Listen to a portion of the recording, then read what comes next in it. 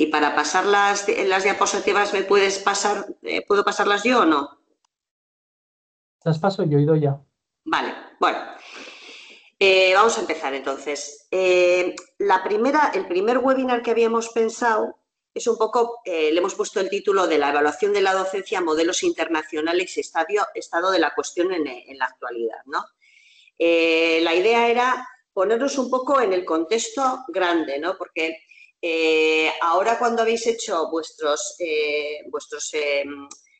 diagnósticos iniciales, lo que hemos intentado es poneros en el foco pequeño, ¿no? Es decir, cada uno dónde está, qué es lo que percibe, que tiene que mejorar y tal, ¿no? Entonces, este sí que es nuestro punto de partida, pero queríamos que este punto de partida se pusiese inmediatamente en contraste con los modelos grandes, ¿no? Los modelos que se están produciendo, que se han producido durante el tiempo en el respecto a la evaluación de la docencia. Y queremos hacer esto para que luego, después de este webinar, cada uno de los casos, cada universidad sea capaz de decir en qué modelo está funcionando, dónde está pivotando. ¿De acuerdo? Entonces, pásame las primeras diapositivas que hay en el PowerPoint, que la podéis ver luego, es un poco la descripción de las universidades que estamos aquí, que no nos vamos a detener. Y luego lo que hemos hecho ha sido, me pasa al siguiente, Efraín, una diapositiva de cada una de las universidades, basándonos en lo que habéis enviado, sacando unos elementos que puedan ser relevantes, ¿no? No me voy a detener en cada una de las aportaciones que habéis hecho, porque ya estáis aquí y páralo ahí.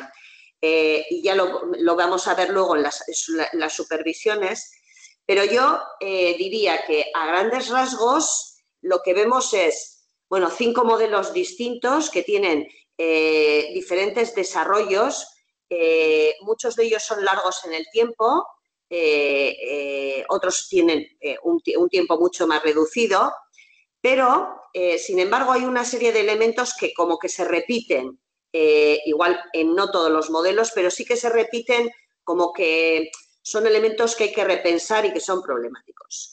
Yo diría que el primero es el tema de las herramientas informáticas que soportan todos estos procesos, ¿no?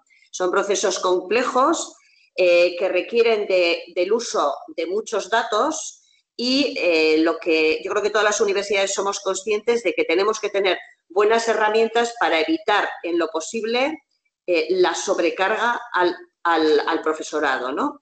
Porque si no está esto descargado de alguna manera, esto se puede volver en nuestro contra, digamos, ¿no? Entonces, un elemento importante son los soportes informáticos a todo este tipo de procesos. Otro segundo elemento es la cultura, que no lo vamos a tratar específicamente aquí, solo al final, la cultura que hay en cada centro, o en cada universidad, de cara a aceptar, tolerar, apoyar o mantenerse impasible o incluso reaccionar en contra de los procesos de evaluación. Yo creo que es un elemento que aparece en diferentes modelos, ¿no? Nos gustaría ganar aceptación, nos gustaría que la percepción del profesorado fuera mejor, nos gustaría incrementar la participación. Bueno, hay una serie de elementos que tienen que ver con la cultura, que normalmente son los elementos más difíciles de abordar, ¿no? Pero que, bueno, en la supervisión iremos analizando y, bueno, un poco profundizando, ¿no?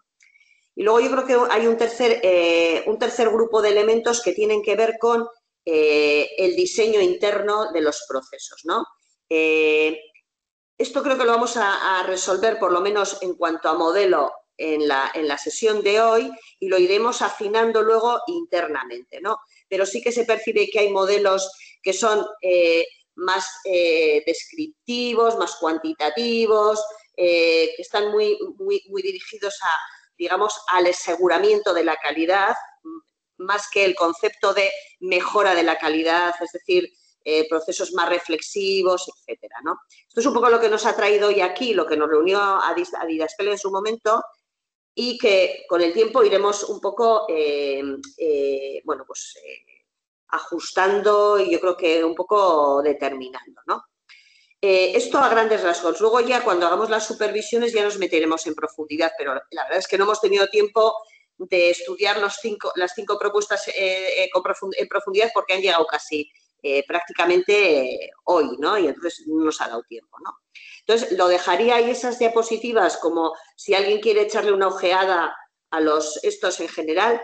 Los informes iniciales que habéis hecho no los tenemos en abierto, pero si nos dais permiso, los podemos poner en abierto para que cada uno pueda leer lo de otras universidades, ¿no? Nos lo hemos leído a la gente de Didascalia, pero si queréis, os parece bien, lo podemos hacer en abierto por si alguien lo quiere bueno, consultar. Y sin más, me metería en la parte más de presentación de lo que es el contenido que habíamos preparado para esta primera sesión.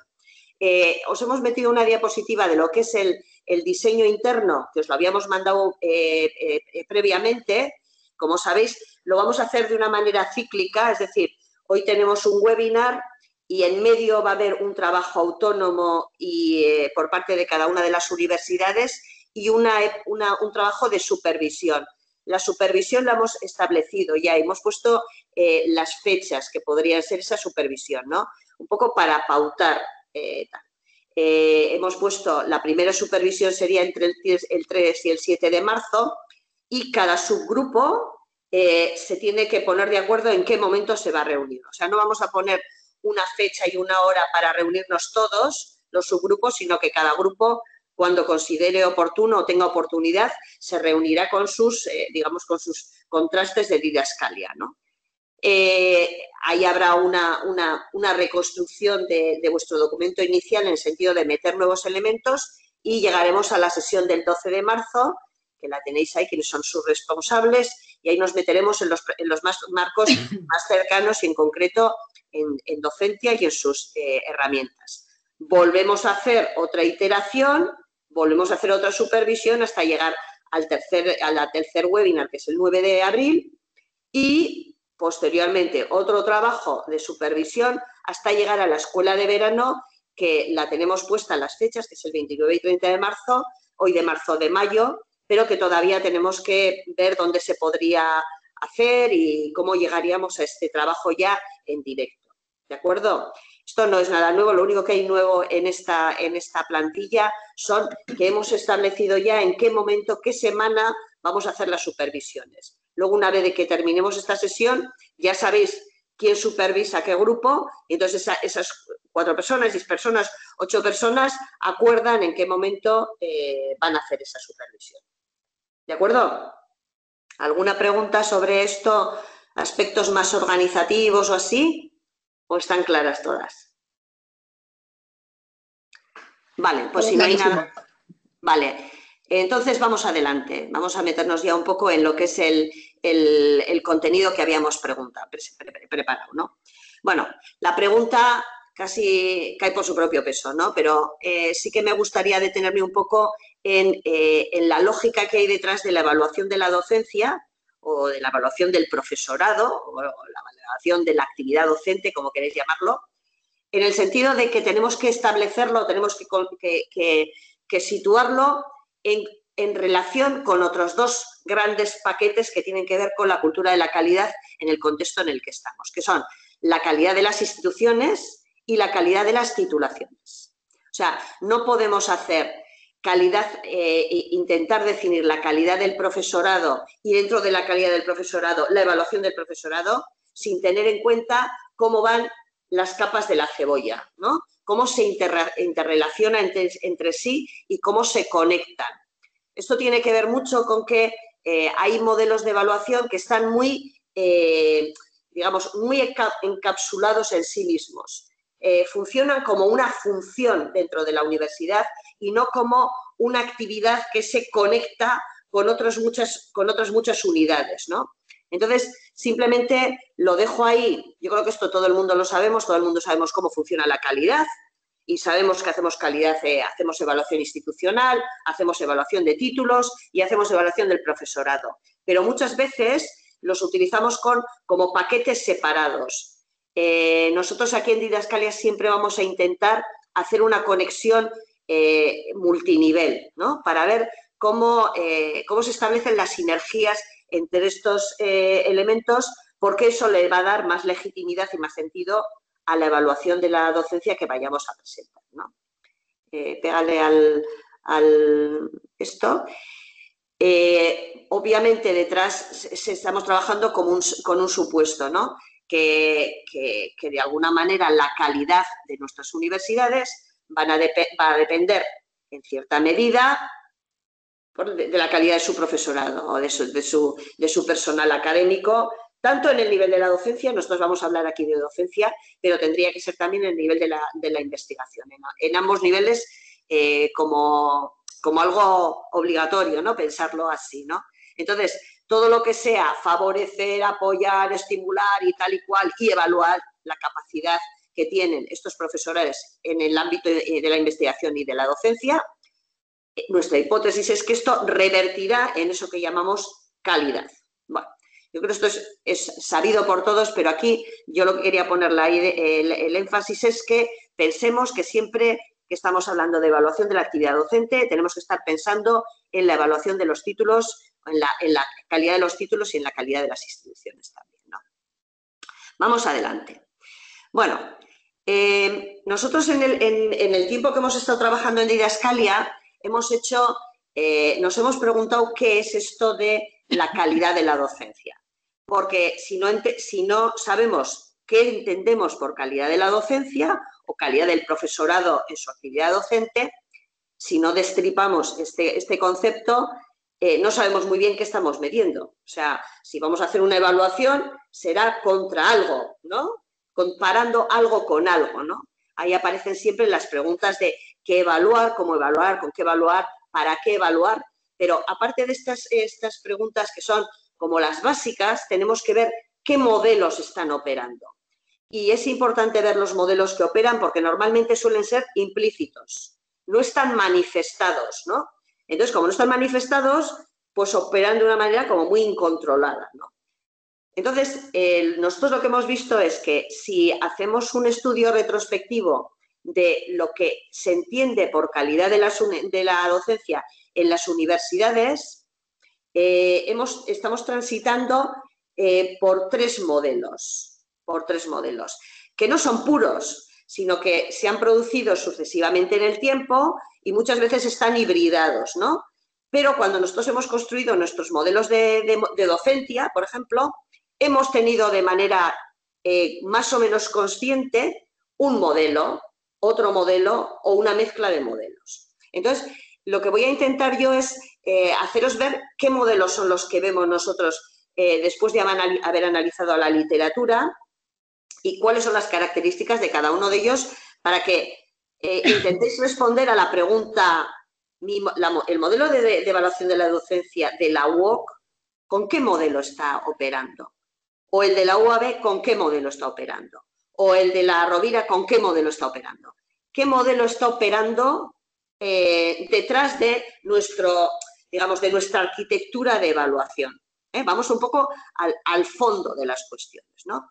Entonces, ahí vemos tres modelos que están operando y que están moviéndose, por supuesto, ¿no? Hay unos modelos que están basados en una comprensión de la enseñanza como transmisión.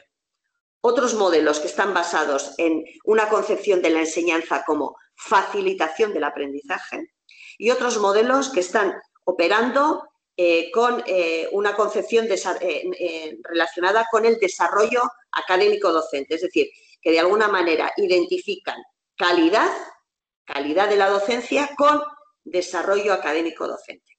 Y vamos a verlos ahora uno por uno.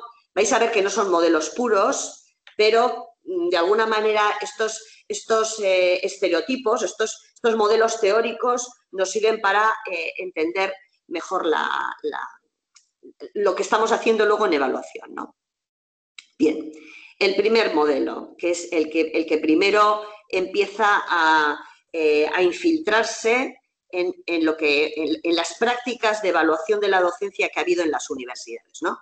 Bien, el contexto general en el que salen estos modelos de evaluación que están basados en una concepción de la enseñanza como transmisión, empiezan a eclosionar sobre todo a partir de la masificación de las universidades, ¿no? Antes de que las universidades estuvieran masificadas, nadie se preguntaba por lo de la calidad de la docencia ni nada por el estilo.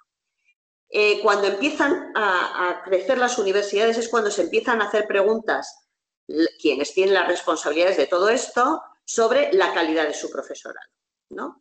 Y ahí hay un primer momento que en el caso del Estado español es hacia los años 90, en el panorama internacional es anterior, ¿no?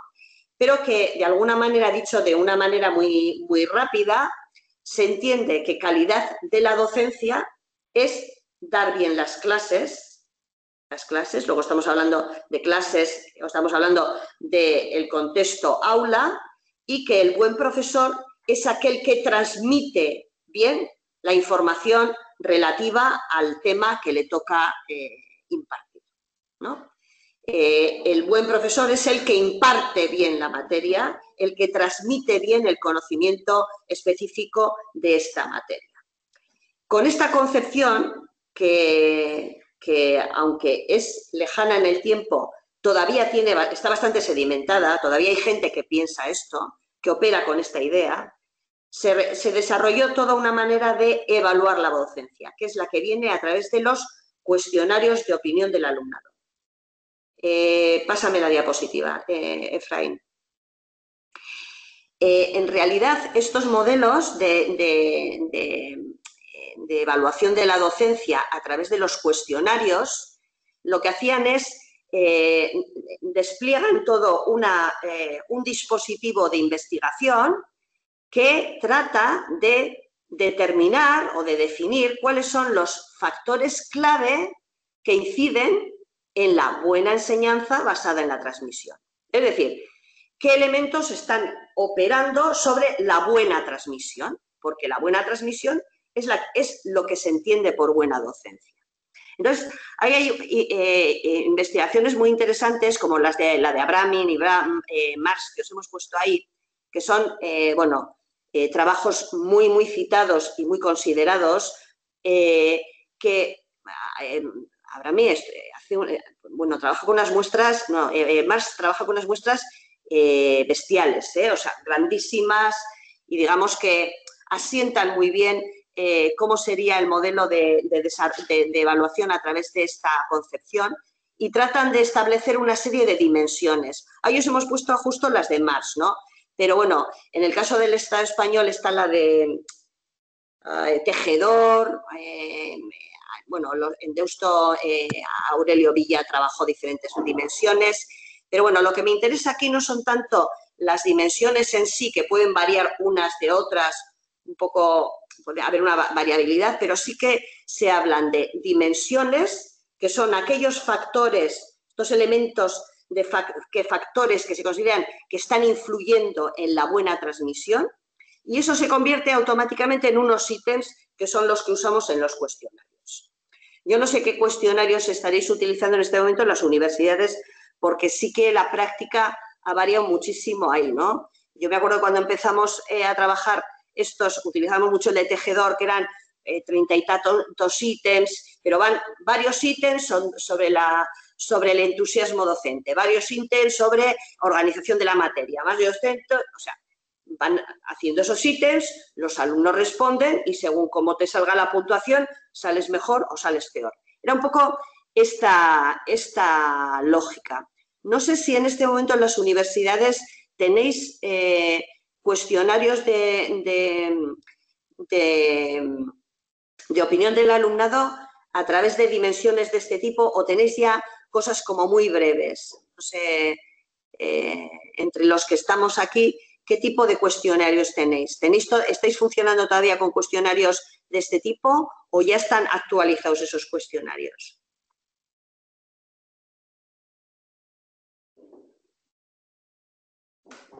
¿Nadie sabe cómo lo tiene? Sí. Bueno, en nuestro caso, a ver, se han ido variando, pero hay un problema y es, primero que eran encuestas a mejor de 7, 8 ítems. Había el problema de no buscar encuestas muy amplias por el problema de que los estudiantes no contestaban, ¿no? Y yo actualmente viéndolas, ahora lo buscaré a ver con más detenimiento, pero sí que están muy sesgadas hacia este modelo. Vale, Es pero decir, son cortas. Las vais a son muy cortas, o sea, apenas puede ser que llegue a 10 ítems. Y esto ha Vale, sido un tema porque, bueno, ha habido Son varias 7, Carmen. revisiones, ¿verdad? 7, ¿no? Son 7 porque los he revisado para Pues para vuestro fíjate, análisis y son 7 y sí que tenéis preguntas abiertas. vale. sí, O sea, sí, hay un par de preguntas abiertas, pero si te fijas también están como muy sesgadas hacia aquí. Bueno, es la interpretación que hago. vale. ¿Los demás tenéis así este tipo de cuestionarios cortos o largos? Yo creo que en el Sí, origen en todos los sitios eran largos, ¿eh? Pero me tengo la sensación largos. que se han ido acortando. No sé. En la Universidad Autónoma, por ejemplo, tenemos 3 cuestionarios, uno de profesorado, otro de asignatura y otro de título. Ajá. Y cada uno tiene más o menos 7, 8 ítems, dependiendo de. Algunos tienen preguntas abiertas, pero suele ser como un comentario general. Ajá. Vale. Pero sí tiene mucho este enfoque. O sea, lo que Vale. se explora en el cuestionario tiene mucho este enfoque. Muy bien. ¿Alguien más tiene algo que aportar aquí? ¿Sí? En la Rovira hay también cuestionarios muy breves, de 4 preguntas, también por el mismo problema, ¿no? Que lo importante es recoger muestras suficientes. Se valida a partir de 10 estudiantes para que sea una encuesta válida. Y hay una única pregunta abierta. Ya. Vale.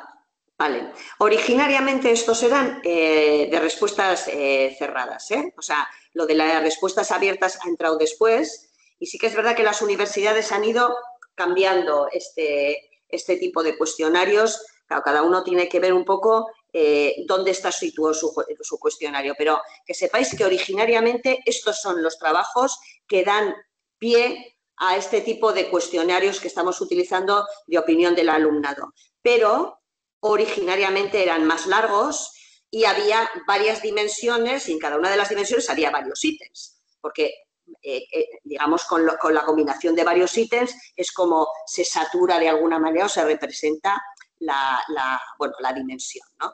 Yo digo esto y está José Luis por ahí que es de psicometría y estará echándose las manos a la cabeza, pero bueno, si lo digo muy mal, tú José Luis corrígeme, ¿de acuerdo? Dolores tiene la mano levantada y José Luis también. Sí. Sí, no, solamente añadir una característica de la Universidad de Barcelona, aparte de tener también cuestionarios muy cortos, de unos 6-7 ítems, y también tener los 2 módulos, asignatura y profesorado, nosotros permitimos que las facultades incorporen un par de preguntas específicas por módulos, independientemente de las abiertas, que hay un par de abiertas, pero sí que queremos dar esta posibilidad porque a veces el cuestionario con esas 2 preguntas adicionales puede ser más modulable a una encuesta de prácticas, una de seminario y una de clase magistral. Esa sería la única, digamos, diferencia respecto de lo que habéis estado comentando. Muy bien. José Luis. Sí, nosotros tenemos un cuestionario de actuación docente. Tiene ahora mismo 18 ítems. Eso es todavía un cuestionario bastante largo, bastante extenso y responde bastante bien a lo que tú estabas presentando de este modelo basado en la transmisión del conocimiento y de hecho luego en el Docentia se alimenta, es decir, sin entrar en consideraciones psicométricas tal como tú acabas de decir. Es decir, hay ítems y puntuaciones en los ítems que alimentan diferentes dimensiones de evaluación del modelo. Muy bien. Bueno, era solamente para saber cómo estaba la cuestión aquí, ¿no? O sea, igual aquí la pregunta, bueno, yo la pregunta que os he hecho es qué cuestionarios tenéis, ¿no? Y cómo los habéis manejado y tal. Y sé que en muchos sitios pesa mucho esto de no hacer muchas preguntas para que no se cansen los estudiantes, ¿no? Y por eso se acortan, no porque eso nos permita capturar mejor la opinión. O sea, hay una presión en ese sentido, ¿no? Pero yo creo que aquí lo importante es preguntarnos qué estamos buscando cuando hacemos esas preguntas. Yo creo que los alumnos tienen que hablar. Está claro que necesitamos algún tipo de evidencia producida por el alumnado, pero tenemos que buscar realmente qué le estamos preguntando, o sea, a qué responde las preguntas que les hacemos, ¿no? Si es a medirme a mí como profesora transmisora, como una buena transmisora, o si habría que preguntarnos cuáles son las preguntas que habría que hacer en un cuestionario del alumnado si estamos en un modelo que, en lugar de la transmisión, lo que está buscando es facilitar el aprendizaje. Y entonces ahí igual tendríamos que rotar en otra dirección. Simplemente que sepáis que los modelos están detrás y están operando. Cuando la gente dice, mete este ítem, es porque le está preocupando algo, ¿no? Lo que pasa es que igual no tiene clara la construcción que hay detrás de ese ítem o con qué está relacionado, con qué modelo teórico está relacionado todo esto. Pero que sepáis que viene ahí. Os hemos preparado un texto que escribimos Ana y yo sobre todo esto, que lo tenéis para leer para la próxima sección y ahí tenéis referencias bibliográficas que podéis consultar bueno, para ver esto si lo queréis ver de una manera más seria y más sosegada, ¿no? Pasamos al siguiente, Efraín. Bien, que no me voy a detener más en cómo son por dentro, porque este es un melón, o sea, abrir el tema de los cuestionarios. Además, siempre hay mucha discusión y mucho debate en torno a esto, pero sí que me quería hacerme la pregunta de qué nos dejan estos modelos, ¿no? Porque está claro que hoy en día los vemos que ya esto de la transmisión está un poco... nos cruje un poco, por lo menos a las personas que estamos más metidas en todos estos líos, pero tenemos que ver también que cuando se introduce todo esto en los años 90 en las universidades, esto ha dejado también un pozo, ¿no? Entonces yo quería poner aquí, he puesto como una especie de cuadro resumen, ¿no? Que no sé si estaréis de acuerdo con él, ¿no? Pero yo creo que el hecho de empezar a trabajar la evaluación del profesorado con estas herramientas ha permitido normalizar, en cierta manera, la evaluación de la actividad docente. Es decir, a todo el mundo le parece normal hacer evaluación de la actividad docente del profesor en el aula a través de la opinión del alumnado. O sea, el alumnado tiene opinión y es importante que la dé. Otro elemento que ha permitido avanzar es que esto ha desencadenado muchísima investigación en este ámbito. Luego hay conocimiento no solamente práctico, sino hay conocimiento muy consolidado que se puede consultar, ¿no? Hay muchas universidades que lo incorporan de manera institucional. Bien, esto venía por ley. No sé si hay universidades que todavía no lo practican o que no lo han practicado nunca, pero yo diría que todas las universidades públicas lo están, esto se empezó a desplegar en los años 90 y con variaciones todo el mundo lo ha llevado adelante, ¿no?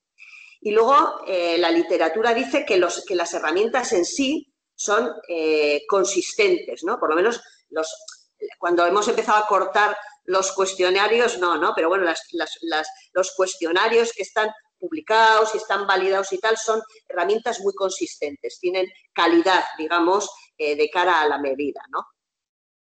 Las críticas. Bueno, pues las críticas yo creo que son obvias y todos lo tenemos claro, ¿no? Si estamos hablando de modelos basados en la transmisión, son modelos basados en lo que hace el profesor, ¿no? Pero lo que hace el profesor es una visión de la película. Luego ya hemos visto que lo importante es poner la mirada en el aprendizaje, que es lo que os voy a explicar en el siguiente modelo, pero bueno, se centran en lo que hace el profesor. No sabemos más allá de lo que hace el profesor qué es lo que pasa, ¿no? Otra crítica es que captura la actividad del aula, pero no captura cosas que pasen fuera del aula, ¿no? Otro elemento que subraya la literatura es que durante la práctica esto se lleva poniendo en práctica en las universidades más de 30 años, ¿no? Sin embargo, a pesar de que se aplica y se repite y se hace y tal y cual, no ha quedado claramente establecido cuál es el efecto de esta evaluación. Es decir, ¿para qué se hace esta evaluación? Los estudiantes te dicen que ellos hacen la evaluación, pero luego no se toman medidas. Los profesores dicen que es que esto no es suficiente para evaluar no sé qué. Entonces, claro, yo creo que haya habido normalizar este tipo de prácticas dentro de las universidades ha requerido su tiempo y ha requerido la capacidad de asimilación por parte de mucha gente, gracias a que los efectos eran lasos. no hay unos efectos claramente establecidos. Se utilizan, se hacen y tal, pero bueno, las finalidades quedan un poco ocultas o un poco desactivadas, ¿no? A mí me evalúan, me mandan mi informe, yo sé si he sacado A, B, C o D y aquí no pasa nada. Ni me influye en el sueldo, ni me influye en el estatus, ni me influye en mi promoción académica, ni me influye en mi currículum, ni me influye en nada. Yo me doy por enterada y se acabó, ¿vale? Dicho un poco a grosso modo, ¿no? Y luego, por otra parte, otra de las críticas es que, bueno, la enseñanza del aprendizaje es lo suficientemente complejo como para que solo pueda ser constatado o medido a través de una sola fuente de información, que son los estudiantes, ¿no? Entonces, esto es un poco por poner los claros y los oscuros de toda esta práctica que está ahí, que yo creo que es interesante, que ha servido para abrir el ámbito de la evaluación, que es un ámbito duro, y, bueno, para poder transitar a otros modelos, ¿no? Efraín, ¿me pasas, por favor? Bien, el siguiente modelo obviamente es el que surge, bueno, sobre todo a través de las obras de Marton y Saljo, pero, bueno, estos son autores que hablan del aprendizaje profundo, del aprendizaje superficial y tal y cual, pero luego hay un elemento central que de alguna manera provoca, ¿no?, este tránsito a otras visiones sobre lo que tiene que ser la enseñanza del aprendizaje en la universidad, ¿no? Y está todo el proceso de Bolonia, que en sus estándares dice que el estudiante es el centro de atención de todo el proceso y de alguna manera ahí se alinean los astros, ¿no? Lo que estaba diciendo la literatura y lo que estaba diciendo la política europea de educación superior, ¿no? Entonces, claro, cuando se produce esta fusión es cuando se produce un salto, o sea, como una especie de avanzadilla hacia qué serían un modelo de evaluación de la docencia que tiene como base esta idea del profesorado, esta idea de facilitación del aprendizaje, ¿no? Pasar de el profesor que transmite a otra cosa, ¿no? No, está bien, Efraín. En este caso, no, la siguiente. La buena docencia ya no va a ser la buena transmisión, sino que la buena docencia va a ser aquella que provoca un aprendizaje significativo y profundo entre los estudiantes. Es considerablemente distinto, porque yo puedo estar transmitiendo estupendamente, igual no estoy produciendo, no estoy provocando un aprendizaje significativo y profundo. Entonces, aquí está un poco la ruptura o sea, un poco la crítica del modelo anterior y la ruptura que produce esta otra nueva salida, ¿no? Claro, si lo que tenemos que medir para saber si tú, yo o el otro y la otra son buenas profesoras es saber si provocan un aprendizaje significativo y profundo, lo que es toda la digamos, la arquitectura de la evaluación cambia, porque es una cosa mucho más difícil de capturar que la transmisión, ¿no? Y de ahí aparecen, por una parte, cambian los modos de enseñanza, es decir, ya no se incide tanto en la transmisión, o se incide en la transmisión más otras cosas, y bueno, a partir de Bolonia, bueno, cambian nuestras modalidades docentes, tenemos práctica, no sé qué, tal, ha crecido muchísimo el tema de la metodología, de la evolución, Bien. Esto quiere decir que para poder capturar esto de que provocamos buen aprendizaje, necesitamos considerar variables diferentes, necesitan nuevos instrumentos y nuevas fuentes. Esto es un poco lo que ocurre. Y si le das a la tecla, Efraín, en este contexto se formula el programa Docencia del 2007. El programa Docencia del 2007 nos introduce, por una parte, la idea de que hay tres fuentes de información, que son los chavales, el profesor y los colegas. Hay tres fuentes, ¿no? Y luego te establece tres parámetros, o sea, tres grandes bolsas o dimensiones de la evaluación, que son la planificación, el desarrollo y los resultados. ¿Vale? Pero si veis, esto ya es separarse bastante de lo que estábamos practicando hasta entonces, y yo creo que los primeros Docentia los levantamos en gran medida teniendo implícitamente el modelo de la transmisión. Luego, cuando analicéis vuestros modelos, diremos si tenemos transmisión, si ya ha girado hacia el aprendizaje o dónde estamos, ¿no? Pero, digamos, hablando en términos como de puros, esto sería lo que ocurre. Y ahí aparece docencia, que esto lo analizarán en el próximo webinar con profundidad María Rosa y Max y tal, cuando analicen el contexto concreto del Estado español, ¿no? Pasa a la siguiente.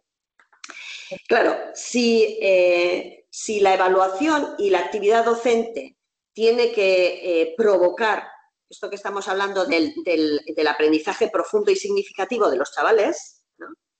Se plantean para la investigación nuevas preguntas, ¿no? No me vale solamente con las dimensiones, sino también necesito criterios o estándares. Criterios y estándar son sinónimos, ¿no? Que de alguna manera me permitan dibujar qué es una buena docencia, ¿no? Que es una buena docencia porque produce este efecto, ¿no? Y ahí aparecen los modelos de evaluación basados en criterios, que pueden tener dimensiones, ¿eh? O sea, las dimensiones no desaparecen. Las dimensiones son como grandes bolsas de temáticas, ¿no? De cosas que hace el profesor o que desarrollamos en la docencia. Pero, en este caso ya aparece el tema criterio. ¿En función de qué voy a decir yo que esta docencia es más adecuada o menos adecuada? ¿En función de lo que me diga el alumno sobre si he explicado más bien, más claro, menos claro, o si he organizado estos más? No, sino en base a una cosa que llamamos criterio, y el criterio, según los autores, dicen, deben ser claras especificaciones, tienen que ser especificaciones claras que ayuden a valorar con precisión para tomar una decisión en un contexto con valores y significados compartidos de modo justo y consensuados y aceptados por la comunidad. Estas son no sé, digamos, las características que se atribuyen al criterio. Entonces, claro, los criterios se convierten en algo ya mucho más operativo, que incluso se puede hacer todavía más operativo a través de indicadores, ¿no? Ahora os voy a enseñar los dos modelos, el modelo de Deusto y el modelo de la Universidad del País Vasco. Uno trabaja con criterios e indicadores y otro trabaja solamente con indicadores. Pero de alguna manera el paso que se da es que hay que especificar más qué estamos buscando. Y lo que estamos buscando es aquello que nos dice la literatura científica que influye en el buen aprendizaje de los estudiantes. ¿De acuerdo? En el artículo aparecen así. A ver, cogimos los nuestros porque el capítulo lo escribimos Ana y yo y éramos las que teníamos a mano, ¿no? Pero, por ejemplo, en la Universidad del País Vasco, en nuestro modelo Docentias, tenemos una dimensión que es la planificación y tenemos designados una serie de indicadores. Decimos, el sistema de evaluación incluye criterios, instrumentos y su valor conceptual.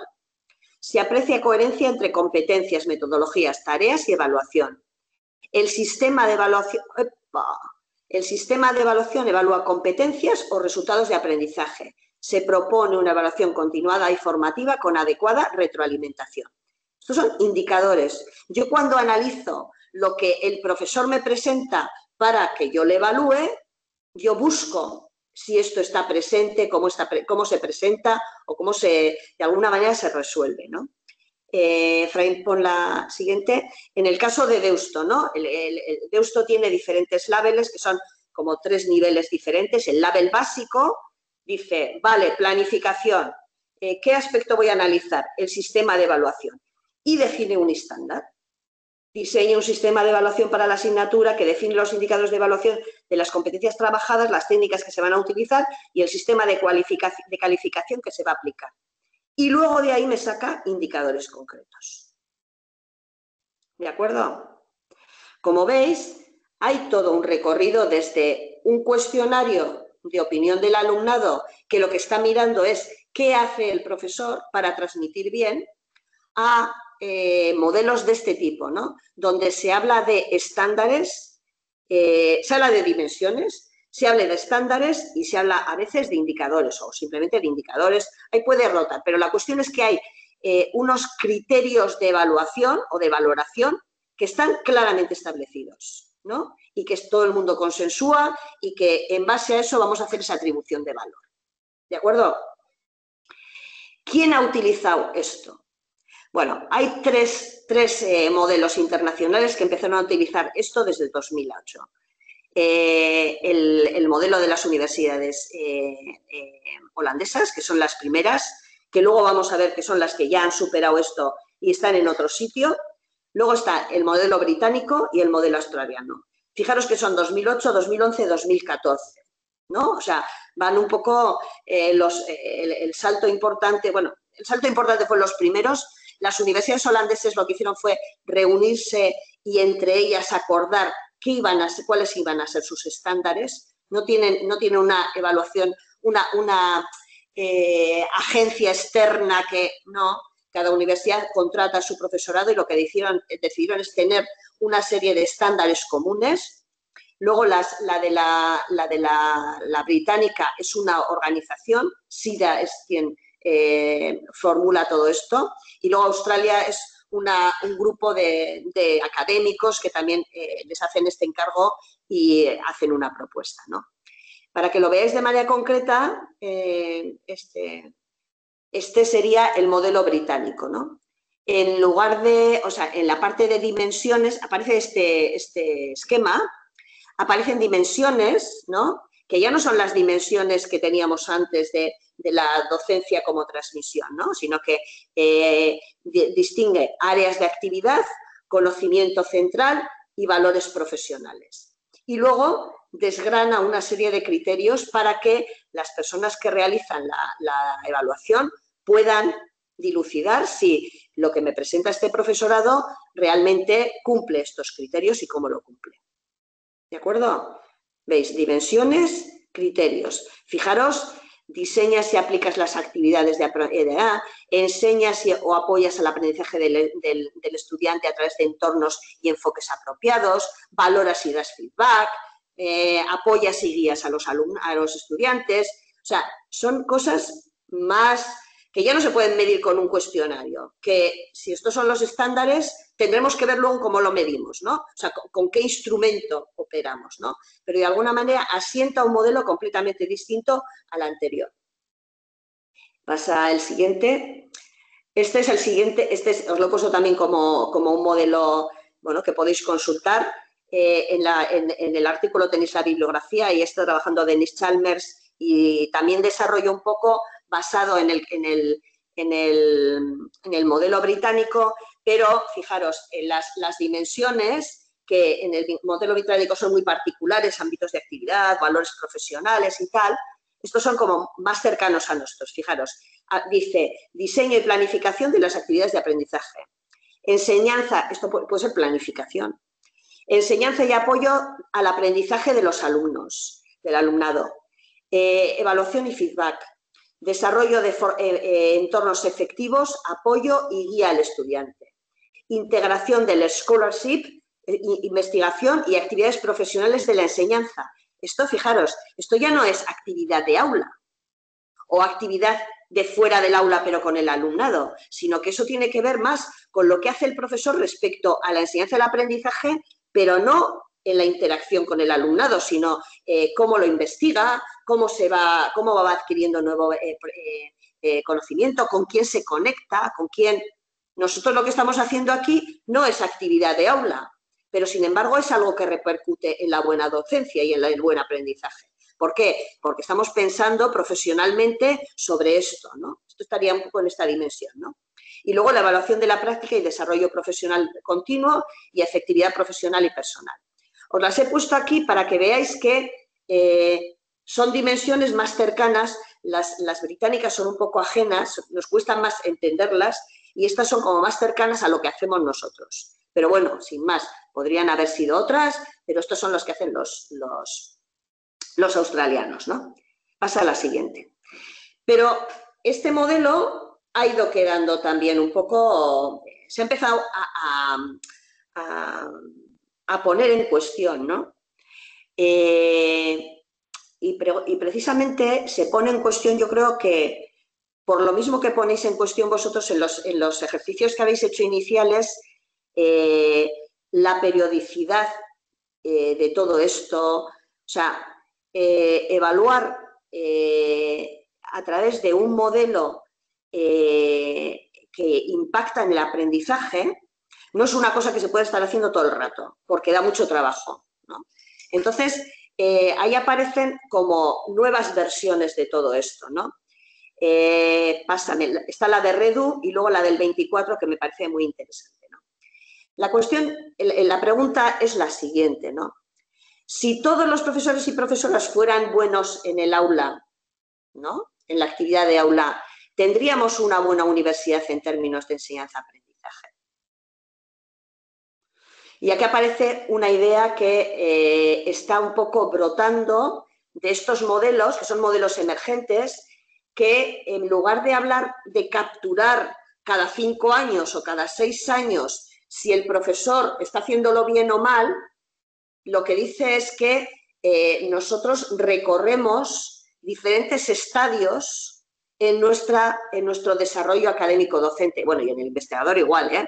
Pero bueno, estamos hablando de docencia, ¿no? Entonces, están implícitas varias ideas que son importantes tener en cuenta, ¿no? Primero es la idea de escalonamiento itinerario, o sea, no todos estamos todo el rato en el mismo punto. Leía el informe de la Universidad Autónoma de Madrid y ponía, claro, cuando un profesor de la Autónoma ha hecho ya 2 o 3 veces el docencia de mi universidad y sale muy bien, ya se cansa de hacerlo, ¿no? ¿Para qué lo voy a hacer tantas veces? Yo he salido excelente, yo ya sé andar en bici, ¿no? ¿Me vas a examinar otra vez si ando en bici dentro de 6 años? ¿No? Y tenéis otro modelo, porque decís, no, el del modelo, digamos, troncal, hemos sacado un modelo para profesores noveles. ¿Por qué? Porque os habéis dado cuenta que el profesor novel no puede llegar al estándar ese, no porque sea malo, sino porque todavía no le ha dado tiempo, ¿no? No le ha dado tiempo a llegar ahí, ¿no? Entonces, esto que veíais en la Autónoma, ¿no?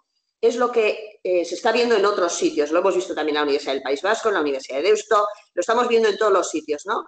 Que podemos elaborar una herramienta muy potente, que nos captura algo, pero como los profesores no están en sus itinerarios académicos en el mismo momento, pues no pueden dar de sí igual. Para unos se satura y para otros es demasiado alto, pero no es demasiado alto porque ellos sean malos, sino porque tienen todavía poco recorrido para llegar a este estándar un poco que hemos consagrado en el medio, ¿no?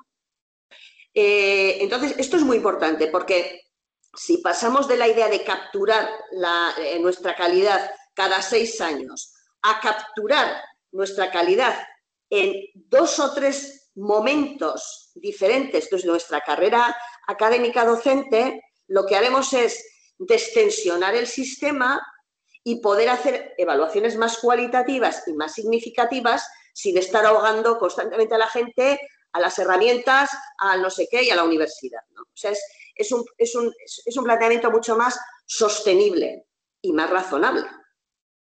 Si a mí me sale bien el análisis de sangre, ¿para qué me va a hacer otra vez el análisis de sangre la semana que viene? Y la semana siguiente, y la semana siguiente. Pues no hace falta, si estoy bien.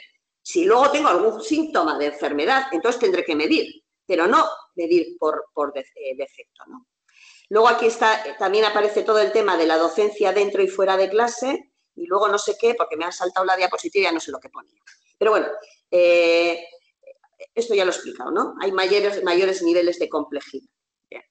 Con estas ideas nosotros trabajamos el MADAP, en la siguiente diapositiva, ¿no?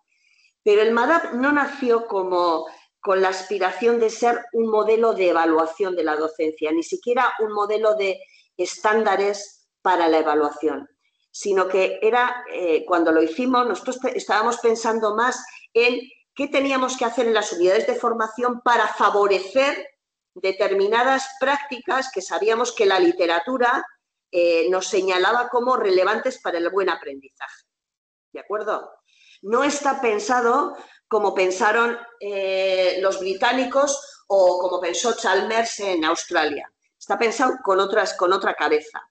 Sí que es verdad que salió el MADAP y luego se ha trabajado en cómo se puede convertir esto en estándares. ¿Cómo podemos bajar esto a una herramienta de evaluación y no una herramienta de desarrollo, como al principio estaba concebida, ¿no? Bueno, eso lo conocéis y seguramente conocéis el MADAP todos y no me voy a enrollar aquí, ¿no? Pero bueno, lo que sí es que establecía el MADAP es que hay niveles, ¿no? Y de alguna manera los niveles que poníamos allí, bueno, yo ahora no los haría así, pero bueno, así es como lo pensamos, ¿no? Habría un nivel mínimo que hay que garantizar en toda situación, que nosotros lo llamamos la docencia sensible al aprendizaje. Un profesor que acaba de llegar a la universidad, que lleva 2 años en la universidad, todavía está desbordado por dominar la materia o las materias que tiene que impartir, ¿no? Necesita un dominio de la materia mínimo que no viene de la tesis doctoral, ni mucho menos, ¿no? Que necesitas de alguna modelar esa arcilla para luego preocuparte los chavales cómo aprenden esto y qué tienen, qué es lo relevante y tal, ¿no? Este sería el nivel el nivel básico, ¿no? Pero de ahí tendría que haber un salto cualitativo, que es pasar a la buena docencia, que es la docencia entendida como eficacia. Es decir, consigo que los alumnos aprendan lo que está establecido que aprendan. Es decir, consigo que los resultados de aprendizaje se lleven a cabo. ¿De acuerdo? Y después de se plantea otro salto cualitativo, que es un trabajo de especialización en la docencia de una disciplina y los profesores que rompen un poco el molde y son ya profesores con unas prácticas transformadoras, etc. Esto era un poco la idea que manejábamos nosotros en el MADAP y por eso hay 4 niveles y un profesor puede estar en uno, en un criterio puede estar en uno, en otro puede estar en otro, en fin, no es tampoco una línea recta, ¿no?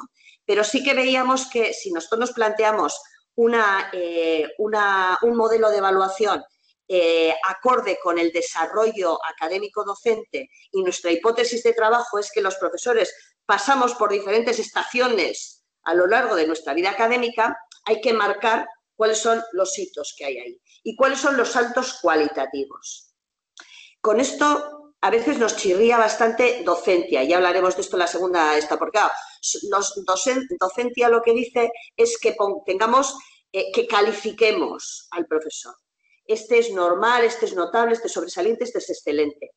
Como si fuese estar en el mismo nivel y ser muy bueno o ser muy malo. Pero aquí lo que estamos estableciendo no es que seas muy bueno siempre en el mismo nivel, sino que haya diferentes niveles, no diferentes notas. No sé si me entendéis. Por eso hemos puesto lo del salto cualitativo. Y ahora en el último modelo, que es el del Advising Teaching, es el que han desarrollado las universidades holandesas, pero también se están extendiendo a otras universidades. Ahí hay una asociación que está trabajando con este esquema, fijaros.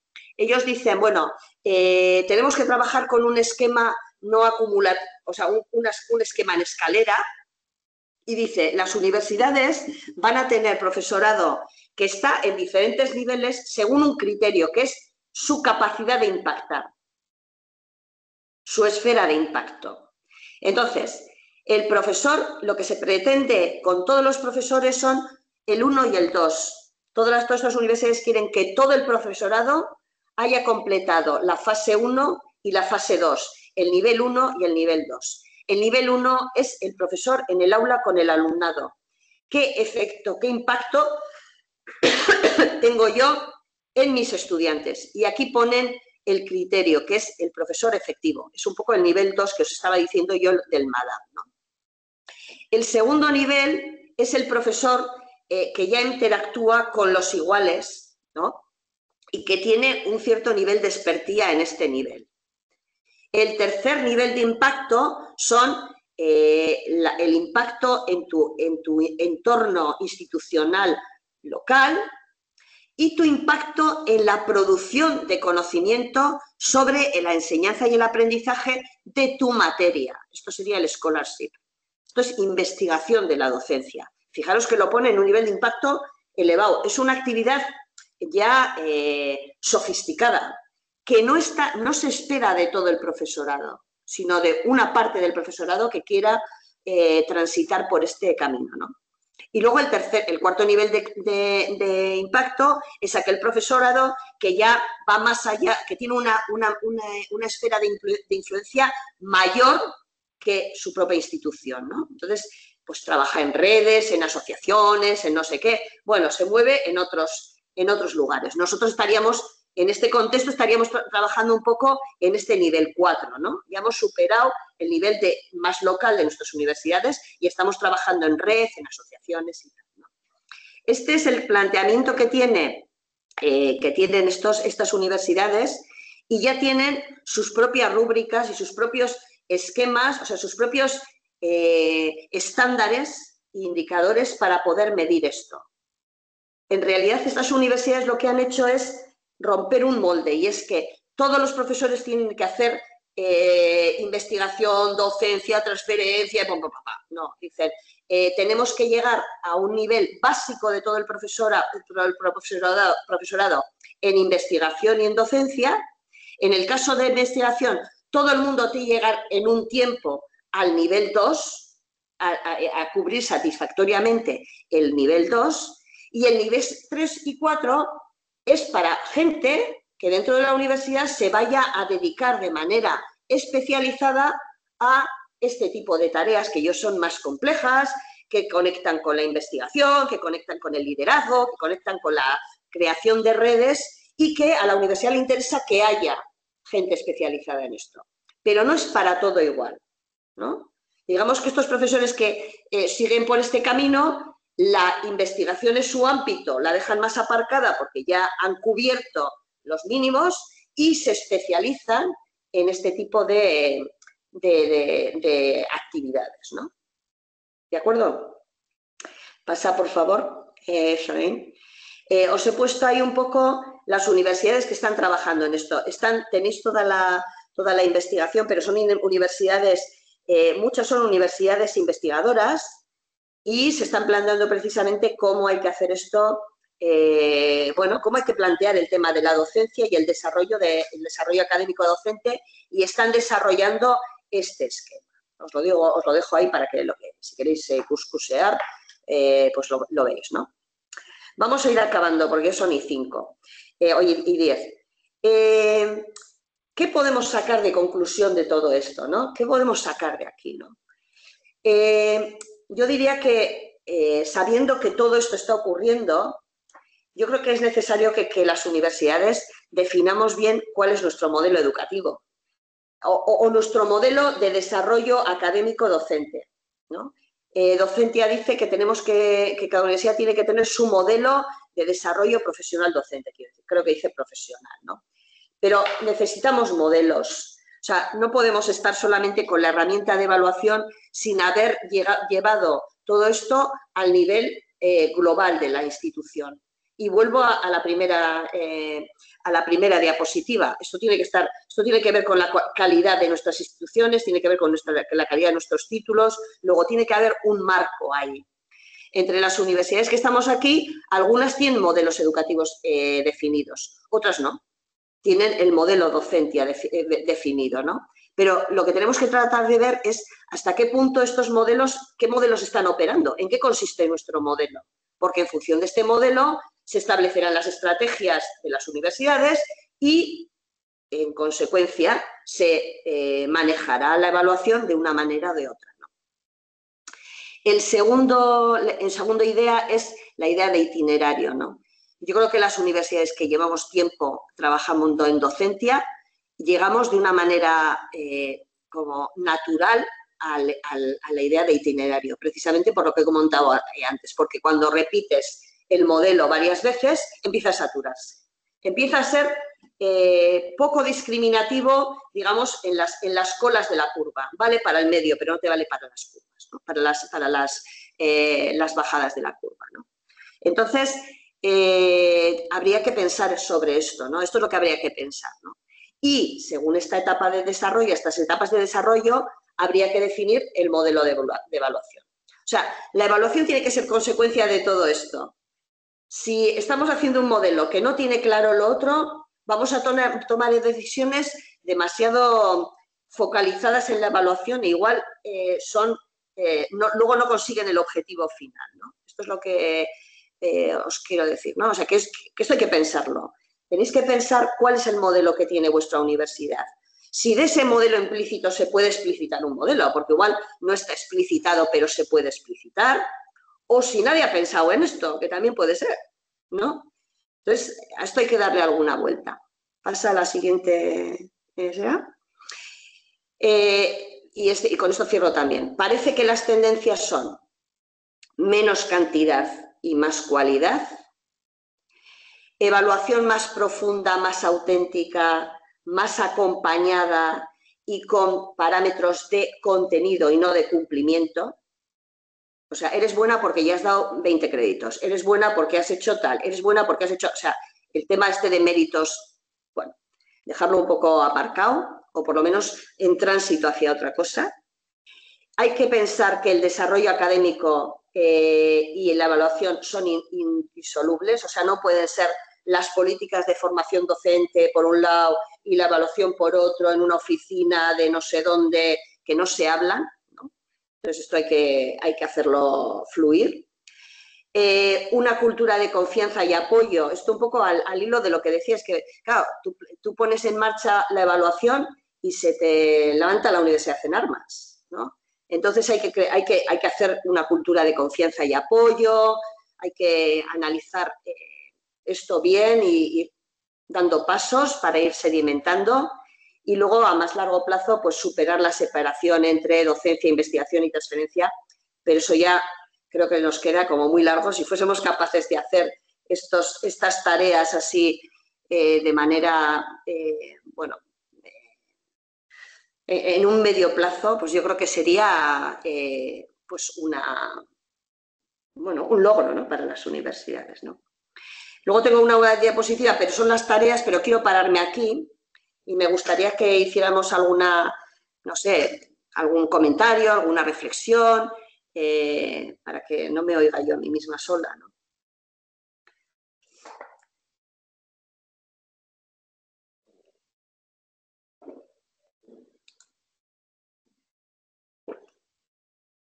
¿A qué os suena? No sé.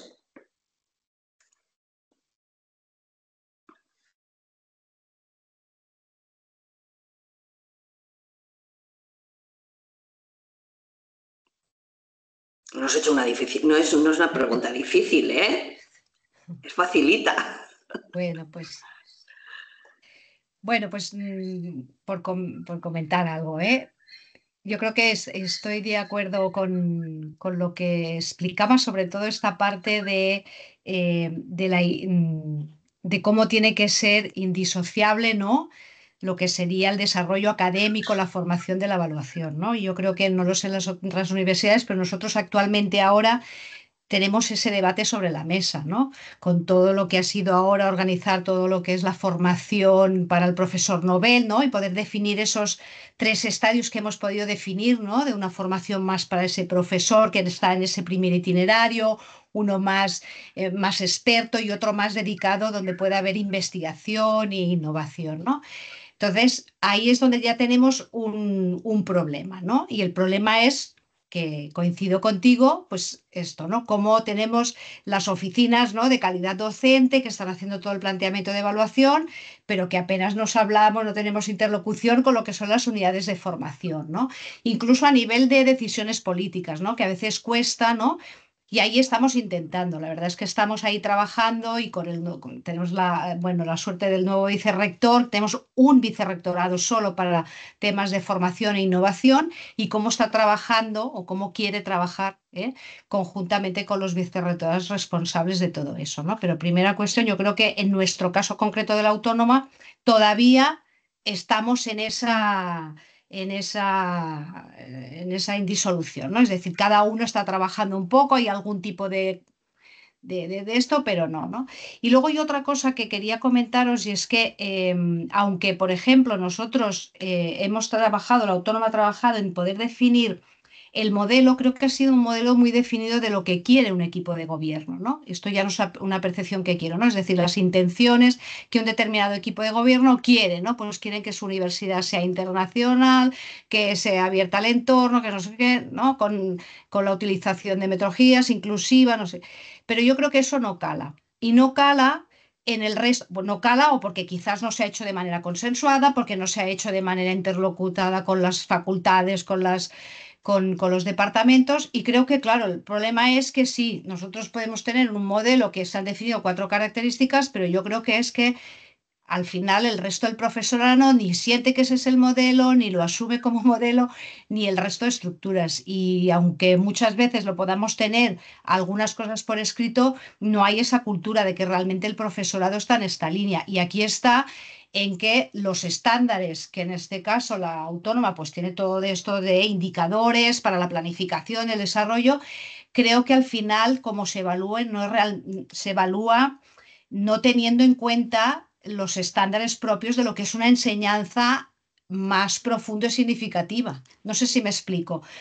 O sea, reflexionamos sobre la planificación, el desarrollo de los resultados, hemos avanzado, pero yo tengo mis dudas si realmente en esos autoinformes, en esas valoraciones, estamos haciendo una reflexión sobre qué estamos haciendo para hacer un aprendizaje profundo y significativo, cuando creo que hay un sector del profesorado que todavía su cultura y su concepción y su creencia es de que la buena docencia es la transmisión.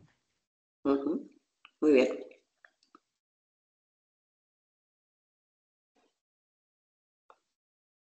¿Más observaciones? Tony. Sí, a mí me ha encontrado muy interesante esta evaluación en estadios, ¿no? No evaluación periódica, que son el modelo que tenemos, por ejemplo, nosotros.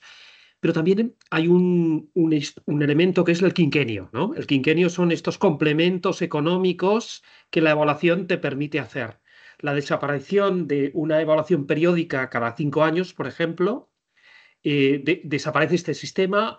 ¿O cómo se lo plantean estas universidades, estos complementos o estas que la mayoría de profesionales tienen? Es como una pregunta abierta que me ha surgido. A ver, sí, tenía una diapositiva de cuándo aparece el tema de los quinquenios y el tema de los sexenios. Aparecen a la vez. Aparece, yo no sé si es después, en la LRU, o sea, es bastante viejo eso, lo que pasa es que dicen, bueno, hay que evaluar al profesorado cuando entre, bueno, no todas las universidades estamos llenas de alumnos por todos los sitios, ¿no? Dicen, hay que evaluar al profesorado en su actividad docente y en su actividad investigadora. Investigadora, evaluación externa, sexenios, ping-pong, dificilísimo conseguir y tal y cual. Evaluación de la docencia, 5 años y gol. Da igual que hayas asesinado 10 alumnos, te dan el quinquenio. ¿Ves? Entonces, claro, cada universidad ha manejado lo del quinquenio, yo entiendo que de una manera, como ha considerado. En mi universidad, por ejemplo, y Nayara está aquí y lo sabe, aquí los quinquenios se daban por un lado y teníamos docencias por otro. Docencias, como es un programa voluntario, no se vinculaba al quinquenio, porque claro, si pones eso, o sea, los sindicatos nos cortan la cabeza, ¿no? Pero sí que se han hecho medidas para que, por ejemplo, para hacer el quinquenio tiene que haber un informe del departamento. Si tú tienes docencias, automáticamente te dan el quinquenio. Si no tienes docencia, tu director de departamento tiene que ponerte en un papel que tú eres muy buena y que te mereces el quinquenio. O sea, es decir, las consecuencias de la evaluación las establece cada universidad, salvo las catalanas, que creo que lo teníais por ley condicionado a complementos, pero creo que vosotros solos. O sea, son cosas que puedes poner o puedes manejar, ¿no? O sea, yo creo que yo me imagino un trabajo escalonado, ¿no?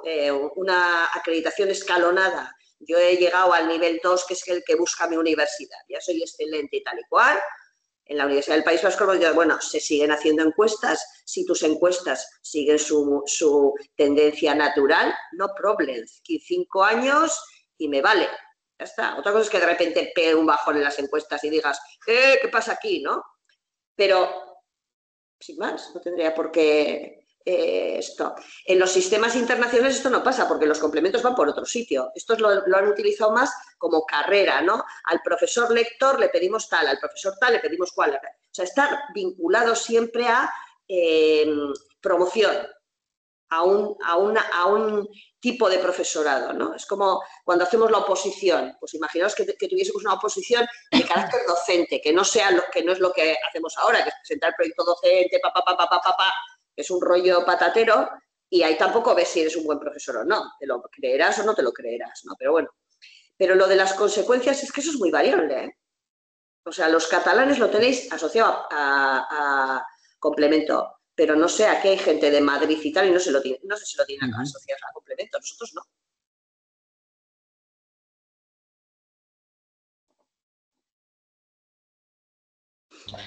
En Granada tampoco está asociado a ningún complemento el docencia. El quinquenio, estando vivo, lo consigue. Y a raíz de lo que decía Karma de la evaluación, yo lo que pensaba es que si fuese realmente fácil establecer unos parámetros medibles, objetivables sobre la docencia, tendríamos un sistema único para toda España. No nos hubieran hecho, o sea, hubiera sido como la investigación. Si pudiéramos establecer 5 indicadores que fuesen objetivos perfectos para validar la docencia, lo hubiera hecho el ministerio. Y tendríamos un docencia como los sesenios. Yo no soy docente, pero os presentaríais, tendríais vuestra puntuación y para adelante. Como eso es tan difícil porque realmente la docencia es la esencia de vuestro trabajo. Sois profesores, entonces universitarios. Entonces yo creo que hay, o sea, por la misma razón, si no hubiera sido fácil establecer los criterios para los sesenios y se lo hubieran dado a las universidades, también los tendríais solo por estar vivos, los sesenios, me imagino. Entonces, esto es algo complicado de conseguir que todos los docentes estéis de acuerdo en que cualquier modelo que se ponga es el modelo bueno. No sé. Me ha gustado soy Nayara, me ha gustado lo de la esencia, David. Yo creo que has dado en el clavo en alguna cosa cuando intentamos capturar esa esencia, que es etérea y que está formada por muchas partes de nosotros en mucha actividad variada, en diferentes niveles, como comentaba Idoia en el nuevo modelo, hacemos los modelos muy complejos, que es una de las cosas que le pasa a la Autónoma de Madrid, que está muy bien, pero es muy complejo y luego tiene la vuelta, ¿no? Es muy complejo, no gusta, es muy tedioso para los evaluadores, para los solicitantes, entonces dejan de presentarse y se cae el castillo. Entonces, bueno, ahí también hay que trabajar para intentar capturar la esencia, bueno, pues lo más fácilmente posible, de forma sostenible, pero que realmente cojas, ¿no? Parte de esa esencia.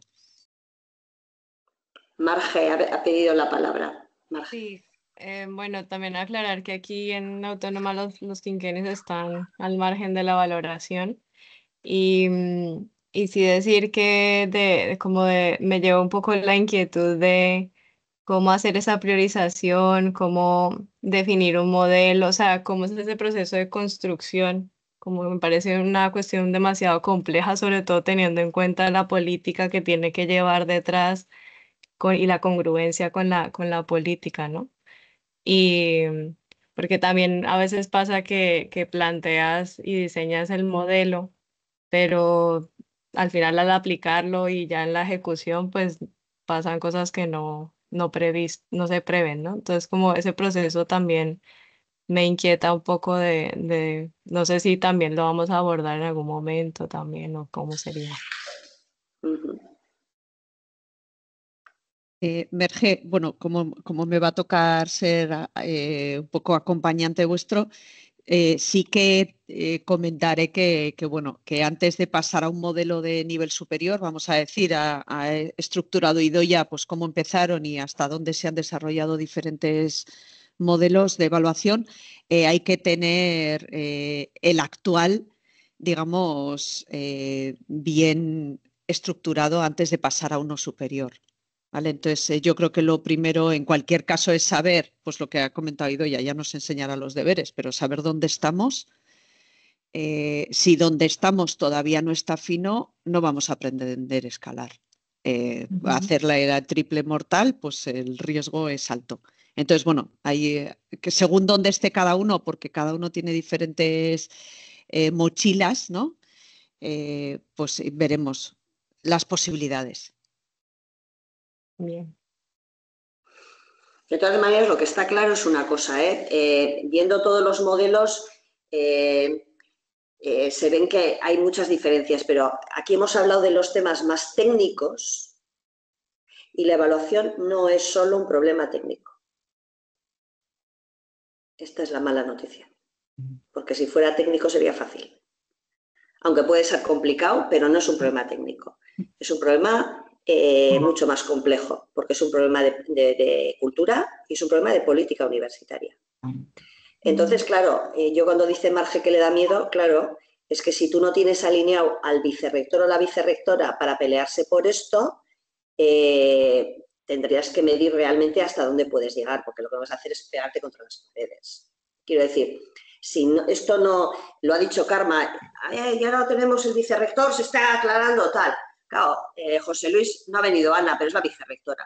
Y la UOC ha venido con la vicerrectora. Quiere decir que quienes tienen capacidad de influir porque toman decisiones o por lo menos pueden influir en su equipo rectoral, que esa es otra, ¿no? Eso es importante porque ellos son los que pueden diseñar el cuadro y decir, mira, el cuadro es este y tu unidad tiene que hacer esto, pero la de formación tiene que hacer esto, y alinearlos. Y empezaros a hablar, chicos, porque esto no puede ser toda la vida sin hablaros. Pero si no tienes el marco grande, lo que te pasa es que si quieres abordarlo solo técnicamente, al final llegas a pegarte el golpe porque no encuentras legitimación para el modelo. O sea, esto hay que ganarse a la gente, hay que ganarse a quien toma las decisiones y los que toman las decisiones no las tienen que tomar solo desde la cabeza, sino que hay que ver cómo contagiamos este virus a todo el mundo. Cuanta más gente esté involucrada en la evaluación, no solamente como persona que pide, sino como evaluador, como comité, como decano, como no sé qué, cuanta más gente metamos ahí, más legitimidad vas a conseguir. Si esto se gestiona solamente desde una unidad técnica que les saca a los profesores esto, les da un montón de trabajo, no se ven las consecuencias y tal, los profes te dicen, mira, tengo mucho curro y tengo que plantear prioridades. Pero si tú le dices a un profesor que entra en la universidad, le dices, mira, tú en la universidad tienes que dar clase y tienes que dar y tal y cual. Dentro de 3 años tienes que tal, tienes estas herramientas y tal, puedes hacer, la evaluación va a ser a tal, esto va a ser importante para aquí, para tú ya le plantas le marcas un itinerario. Y esto, si todo el mundo lo tiene claro la directora de departamento, lo tiene claro la decana, lo tiene claro no sé qué cuántos, pues esto ya va. Pero claro, hay que construir ese consenso. Os he dicho en los indicadores, en las características de los estándares, es que hay un consenso y tal. Todo el mundo ha llegado a ese acuerdo. Entonces, en estos procesos hay que trabajar. La parte técnica, a veces tenemos problemas técnicos, es que mi herramienta no tengo automatizado, esto lo va todo en papel, nos volvemos locas y tal. Esto es un problema. Pero luego hay un problema que tiene que ver con la cultura y con la legitimación de todo esto. Y es desactivar todas las tensiones y convertirlas en confianza. Y ese es otro tipo de trabajo. Pero necesitamos los dos, ¿eh? Bueno, por lo menos hasta donde llego yo, creo que necesitamos los dos. Hablaremos de ello, ¿eh? Hoy solamente hemos hablado de la parte técnica, pero hay que hablar, pero hay que pensar eso también cómo se puede, y las universidades que lo han hecho, cómo lo han hecho. ¿En qué se han fijado? ¿Dónde han ido ganando legitimidad para todo esto? No sé cómo lo veis los demás. ¿Intervengo? No sé. Sí. Bueno, espera, es que estoy sin gafas y no veo. María Teresa, sí. Teresa. Bueno, en relación con los últimos comentarios, que no iba a hablar de esto, pero totalmente de acuerdo, ¿no? Es decir, o hay un cambio cultural y, ¿no?, en una organización si no está implantado y tanto desde la dirección, desde la alta dirección, ¿no?, hay un alineamiento de todos los intereses y no es imposible, ¿no?, cambiar esta perspectiva, ¿no?, en relación con lo que comentabais, es imposible. No, tenía una curiosidad, ¿no?, porque dentro de lo que es el modelo de desarrollo académico docente es muy complejo, ¿no? Y resulta, es decir, pasar a este modelo es complicado, ¿no? Está claro que las competencias de una persona que inicia su desarrollo como docente inicialmente son de un nivel inferior a las que tiene una vez, pues tiene una determinada experiencia, se va formando, etcétera. Pero aparte de esto hay como, bueno, una vez eres excelente para siempre. No. Es decir, puede que tengas las competencias, pero el ejercicio de la actividad docente varía. Porque si yo misma estoy más dedicada a actividades de gestión, probablemente no me dedico con la misma intensidad a estas actividades docentes. Hay muchos cambios del entorno, pues lo que implica la IA, cómo debemos reformular lo que enseñamos, el cómo se aprende, tal. Puede que no te pongas al día. No sé cómo decirlo, que ser excelente, es decir, tienes un nivel competencial dado, pero el ejercicio de la docencia no garantizas que sea necesariamente excelente siempre, porque la vida profesional es muy larga, ¿eh? No, era una reflexión para el futuro, ¿no? Entiendo que igual hoy no entramos en este detalle, pero que tengo la duda, ¿no? Realmente, ¿no? De este punto. Y bueno, muchas gracias por el panorama y la explicación de todo. Marge, tenías pedida la palabra también. Bueno, voy a intervenir. Yo soy Patricia y bueno, saludaros a todos, que me he incorporado nada en la parte final acompañando a Marge. Soy la directora de Planificación y Calidad de aquí de la Autónoma y bueno, me he perdido gran parte de la sesión, pero he oído ya todo lo que has comentado al final, de que esto tiene una parte técnica, pero importantísima. Una parte política es clave. Y no solo se trata de alinear a los vicerrectorados competentes.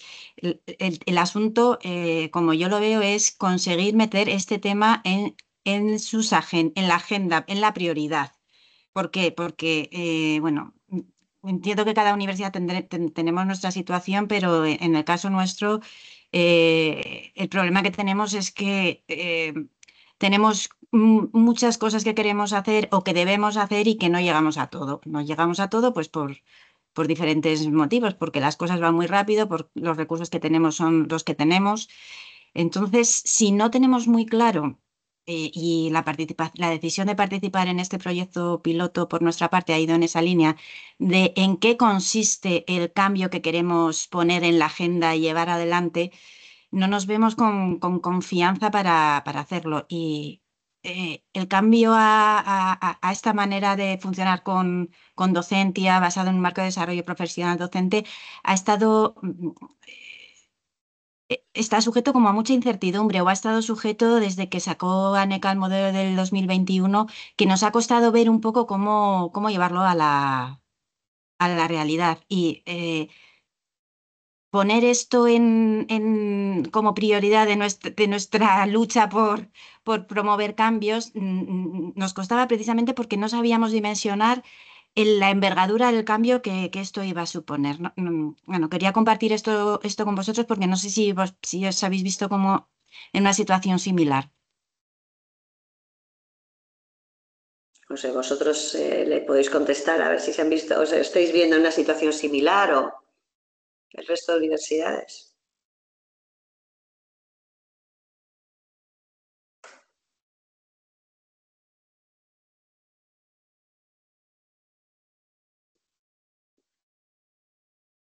¿Puede decir algo, hombre?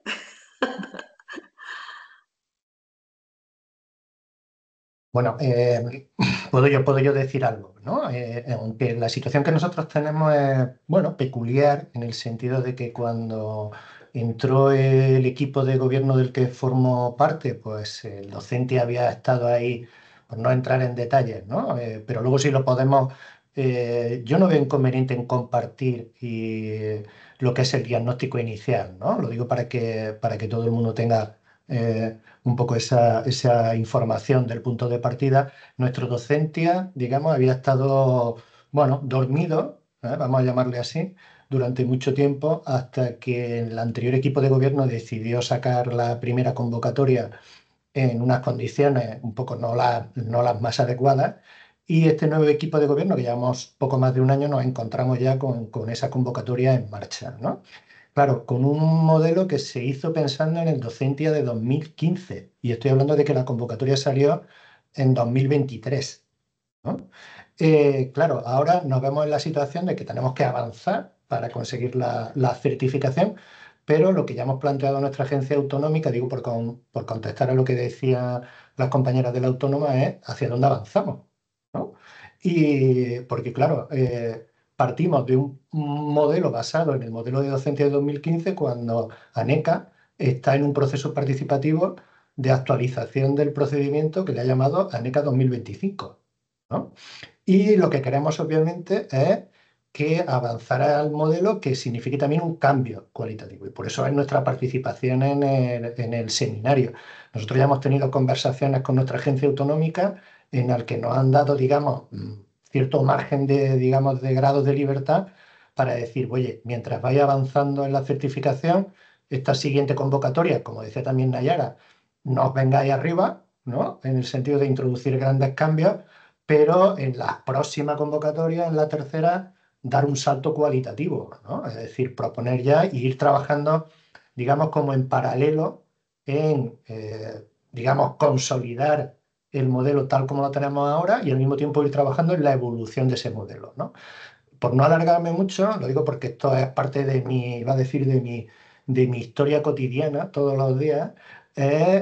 Ahora, por ejemplo, tenemos la presión de plantear la formación y evaluación del profesorado ayudante doctor de la LOSU. Y lo que queremos es que no esté desvinculada de lo que es el desarrollo académico docente y la evaluación del docente. Claro, ahora mismo no sé si plantearlo como un nivel 1 o un prenivel 1, ¿no?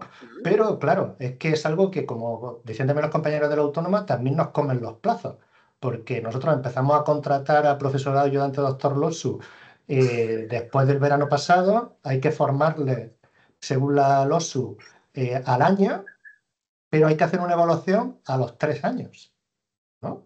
Entonces, si no conseguimos articular y que todo esté más o menos alineado, pues, como vosotros decís, las presiones cotidianas nos van comiendo, pero no tenemos un modelo consolidado, asentado, que yo, por cerrar, yo siempre la ventaja que he visto esto ya no iba a decir como experto, sino siempre como interesado en los procesos de evaluación, es que la evaluación, a pesar de todas las dificultades que tiene, también tiene un componente positivo, y es que marca, es decir, alinea a la gente en el desarrollo de su carrera profesional, la guía.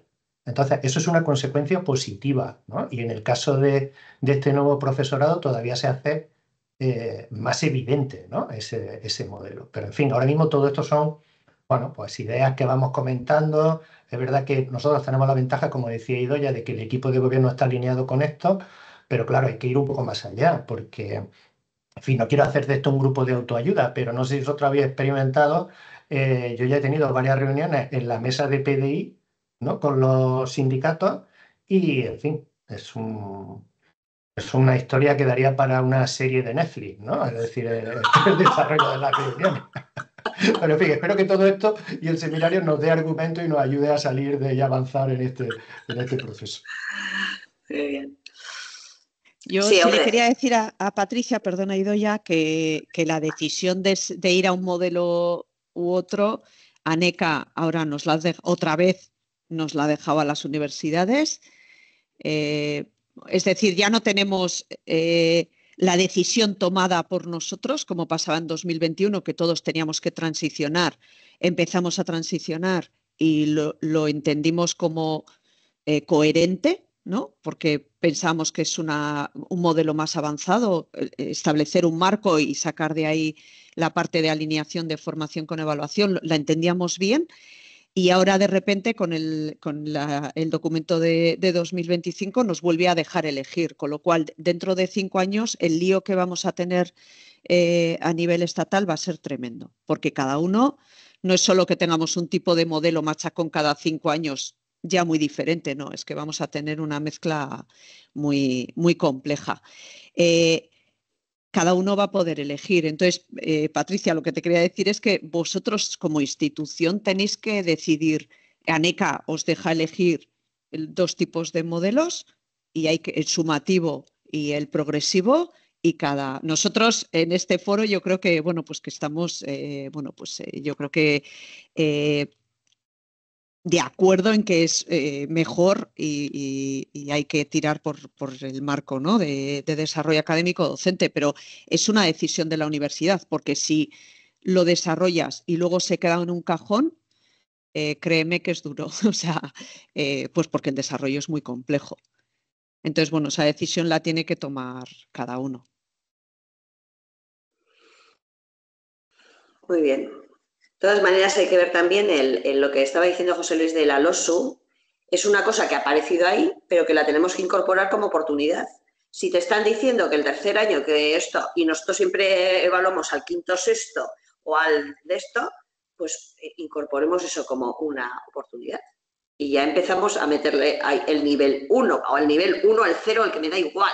Pero bueno, ahí hay un hito que se puede desarrollar, que no tienes que escalarlo a toda la universidad, porque toda la universidad somos muchos, pero que ya puedes escalarlo en un sitio con una gente que ya entra a la universidad y ya entra dentro de este ambiente, ¿no? No es uno que le dices, ay, es que ahora que dices que tengo que hacer, ¿qué? ¿Docencia? ¿Pero qué es eso? ¿No? Pues los vas metiendo y entran más fácil, ¿no? O sea, quiero decir que a veces las dificultades tenemos que verlas también como, ¿esto nos da alguna oportunidad?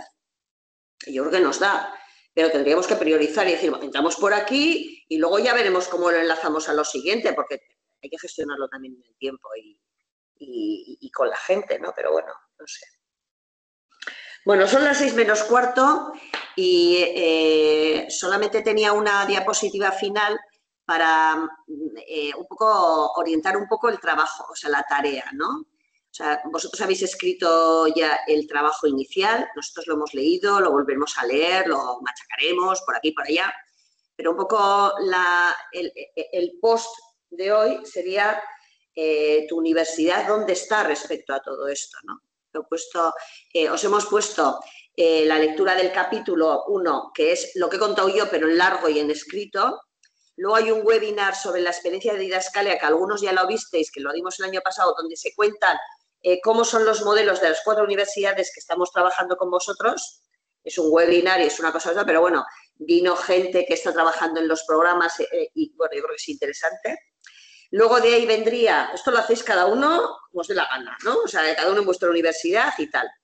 El segundo paso sería la primera supervisión de 60 minutos entre el 3 y el 7 de marzo y un poco la idea es ayudar a las universidades a verse y autoanalizarse en términos de qué tienen, qué les preocupa y en qué dirección ven que pueden avanzar a nivel de modelo, ¿no? Os he planteado, hay 3 modelos. ¿Dónde creéis que estáis? ¿Por dónde creéis que tenéis que avanzar? En fin. Y razonar en qué modelo de evaluación de la docencia estás situado, ¿no? ¿Dónde estás? Porque para avanzar, pues no te puedes saltar unos 40 escalones, ¿no? ¿Por dónde podrías avanzar y tomar conciencia de esto? Entonces sería un poco el trabajo que os pedimos a las universidades, un poco pensar antes y la supervisión tratar de lanzarla por ahí, ¿no? De todas maneras, las supervisiones son un diálogo en pequeño, ¿no? O sea, aquí estamos mucha gente, somos 9 universidades, pero ahí ya es estar una universidad, lo que habéis producido, hablar sobre ello, ver, tal, contrastar, qué me tomo como idea para pensar, un poco alimentarlo así, ¿no? ¿De acuerdo? Y luego el producto sería una versión 2 del autoinforme. O sea, en ese autoinforme, ¿qué irías añadiendo? O sea, es un documento de trabajo para vosotros, para pensar, para, bueno, no sé, podéis analizar, avanzar otra pregunta final. ¿En qué modelo creo que estoy? ¿Por qué? ¿Para qué? ¿Por dónde podríamos trabajar? Estoy un poco dialogándolo, ¿no? Con los grupos de supervisión. Y luego ya entraremos en las partes más técnicas y tal, pero sí que me he dado cuenta al leerlo que nosotros hemos hecho un enfoque como muy técnico y habría que hablar también de elementos más culturales, cómo se puede favorecer esto culturalmente y tal, porque ahí hay una parte que se ve en varios de los casos que habéis planteado, ¿no? Y no sé, esto es lo que habíamos pensado, no sé si tenéis alguna pregunta o alguna aclaración o tal.